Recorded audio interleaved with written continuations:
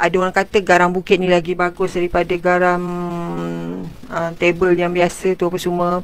Dia sebenarnya apa pun jua jenis garam, dia yang penting adalah penggunaan dia daripada segi kuantiti.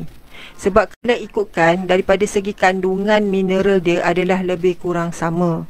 Okey, walaupun macam orang kata garam Himalaya ni kononnya kandungan garam dia lebih rendah sedikit berbanding dengan garam putih biasa, tapi kandungan yang rendah tu dia tak jauh beza, satu. Yang kedua, bila you guna garam Himalaya ataupun table salt ataupun apa jua jenis garam, sebenarnya yang penting adalah kuantiti, amount garam yang diguna tu. Kalau you ambil garam bukit pun tapi amount garam yang you guna, you campak dalam makanan you tetap sama, sebenarnya tak mendatangkan apa-apa efek yang signifikan pun.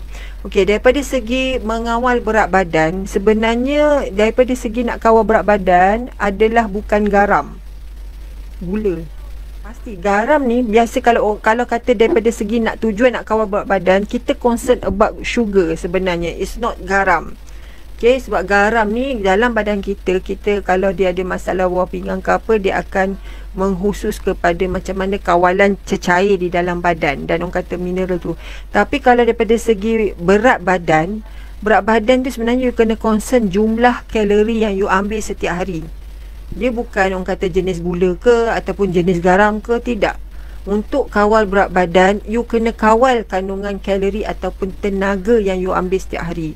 Dan tenaga tu tak semestinya daripada gula, ia juga boleh datang daripada you punya orang kata buah-buahan, you juga boleh datang daripada you punya nasi, roti, mi, bihun, biskut, semua tu.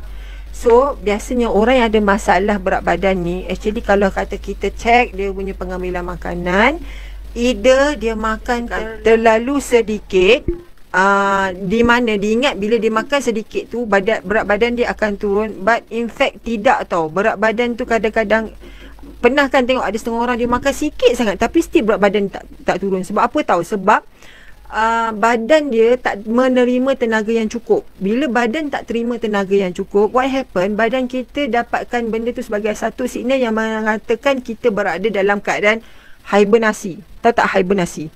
Hibernasi ni di mana badan kita akan shutdown ataupun dia hibernate, dia akan orang kata cuba reserve apa yang ada, tenaga apa yang ada dalam badan kita, which is tenaga simpanan dalam badan kita adalah lemak.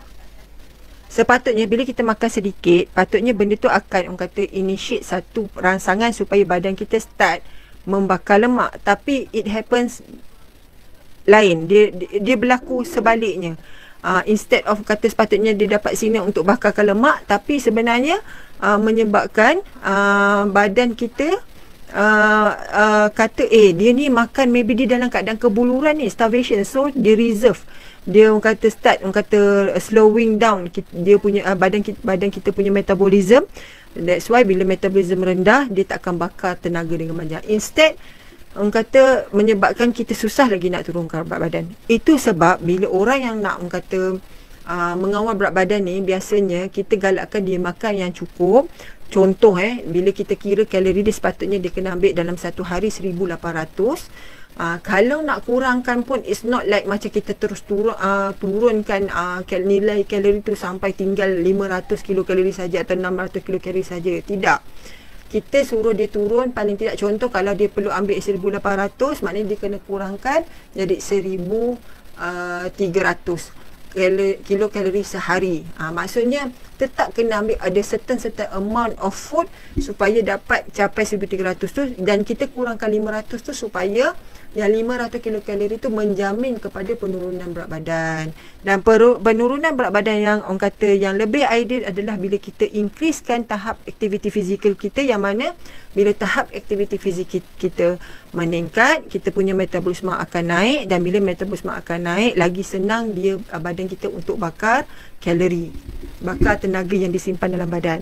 Itu konsep yang kena faham.